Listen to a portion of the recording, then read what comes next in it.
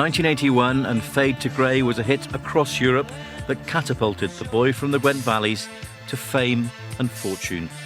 Steve Strange was a pioneer of the post-punk new romantic revolution. The frontman of Visage was dubbed the Peacock Prince and became a millionaire pop star, fashion guru and nightclub owner.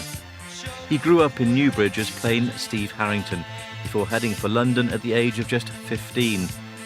Back in 1996, he told Wales Today he knew he was destined to leave Wales because even at school he just didn't fit in. I remember being sort of the outcast at school for having my hair bright orange. I knew that I wasn't going to stay in Newbridge. I knew that I was going to go away and do different things. If anything, I ran away from it because I knew I wasn't going to work down the mines or become a rugby player. I mean, I don't mean that to sound rude. And I was being invited to these like high society parties. Truthfully, in the beginning, I was going because it was free drink and free food, and I had very little money.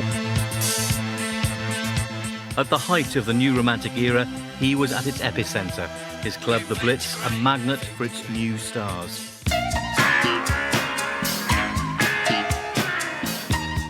Even established stars like David Bowie was drawn to his style and fashion and asked him to collaborate on the video for his #1 hit, Ashes to Ashes.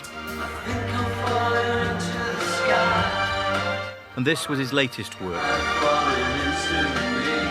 Just last month he was in this Welsh studio working on some new songs with his friend Jayce Lewis. This is last recording, so it's a very sad recording.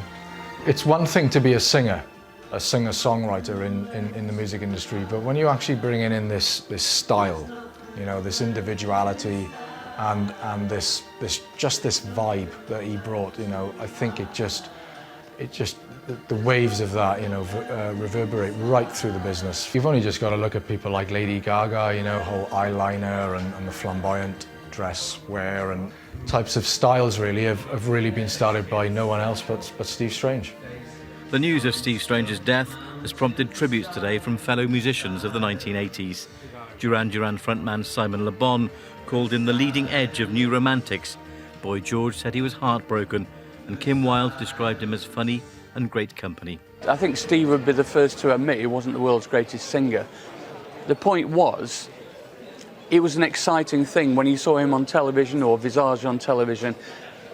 You may or may not like the songs occasionally, but you knew you were in for some form of exciting entertainment.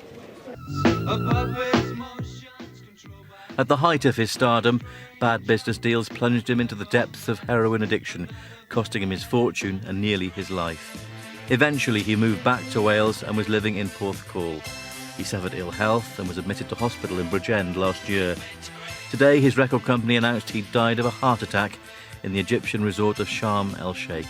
He was just 55.